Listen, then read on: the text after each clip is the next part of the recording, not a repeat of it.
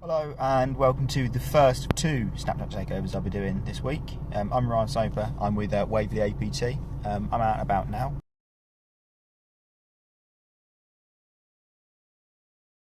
The first thing you'll notice inside of a police car is that there's no FM radio. It's replaced by this one and the lighting control panel. They're normally blocked out in these vehicles. Some of the newer ones now have radios back. So up top here, this is the car set radio. This is set onto the Force channel at the moment. This can be put onto the same channel as my personal radio, and this comes out over the car speakers. And the Force channel, which is the channel it's on at the moment, is the channel that all the traffic units listen to, firearms and some of our scenes of crimes officers. Again, these do differ over cars. This one here has a 999 button, which basically turns on everything and the sirens straight off, so you don't have to go through and press lots of different buttons to get going. So this is the run lock button. If I press that, then I can take the keys out, but the engine will keep running. It will allow me to then leave lights going without having to worry about the battery going flat. Demonstrate that's run lock now on. These are the keys in my hands here. Obviously the engine is still running and everything's still ready to go. When run lock's running, if you were to get into the car and then try and operate it and try and pull away, the engine would cut out straight away, and obviously you wouldn't be able to get away with our car. And then the rest of the stuff in the cabin really is fairly standard. It's just a standard Ford Focus. Obviously if we were in a traffic car or an advanced vehicle, things would be a little bit more interesting inside, but this is a standard vehicle. Confirmed intruder alarm at a property over in Godalming, I believe. Got some units inside now already, but there's nobody present. This is possibly unrelated because I haven't found anybody in sight yet, but this is a massive pile of York stone, which we've had a lot of this stolen recently.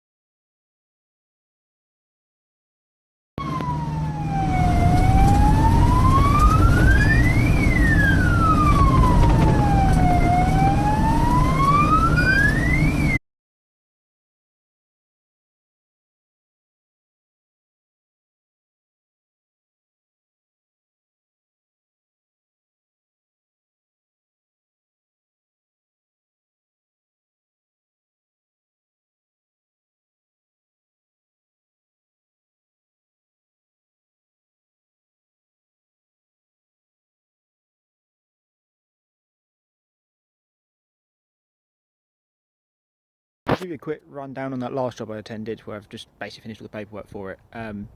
We were called to a man having a bit of a mental health crisis. His friend said he had a knife. He had told his friends that he wanted to kill himself and that he was going to fight us when we turned up, and that basically he wouldn't let us in.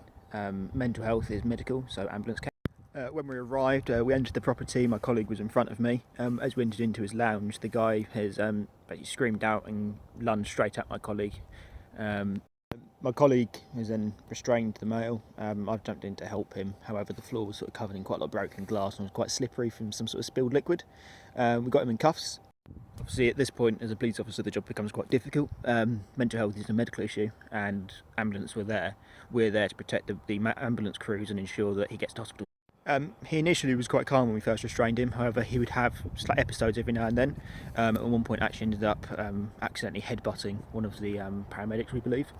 He was then taken to hospital, where he was dealt with by NHS staff. He was treated, and in the morning he will receive a mental health assessment, and that's where our involvement ends. Obviously, that sort of situation is quite difficult as a police officer because it's a medical issue, but we can't reasonably expect the paramedics to have to deal with that sort of violent outburst. But similarly, it is also important not to criminalise people because they're having a mental health episode, basically. We need to try and get them access to the support that they require.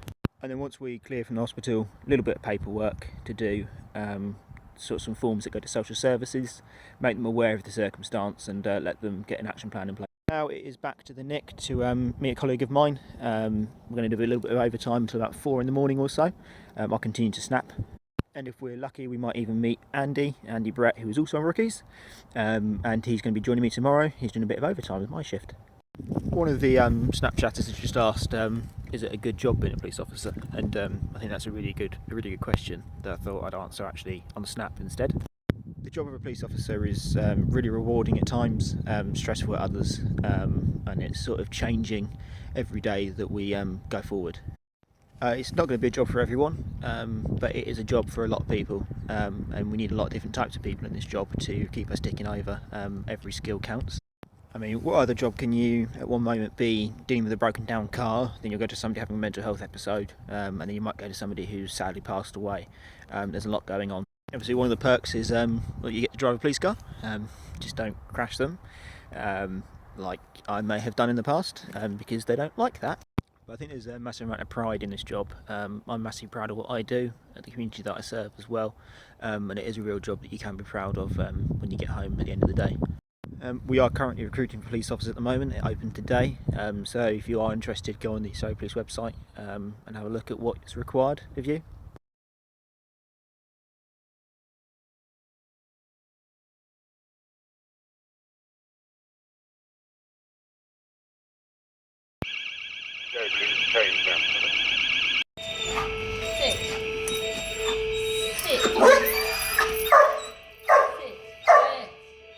Police officer to the door, quiet! Oh, 126, received. That's great, thank you. That's all right.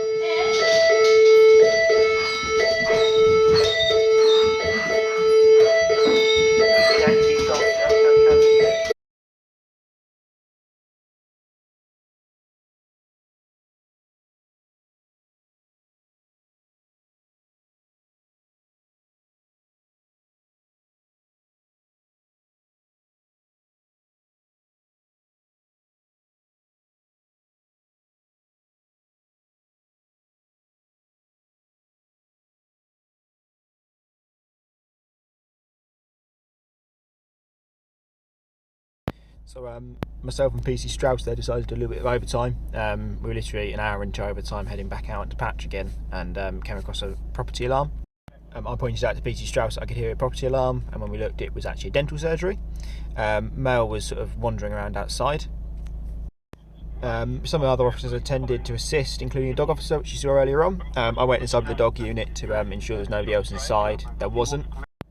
However, a bit further investigation by PC Dagnall, I believe, we found a little cash box that was discarded over a wall, and there were receipts inside for the dental practice. So subsequently, the gent that we had at the front was then arrested for burglary, and he's been taken to Guildford custody, where he'll be interviewed in the morning. And for me and PC Strauss, it's now going to be a bit of paperwork, prepare a handover for early turn, and they will then obviously interview the male when we're at home asleep.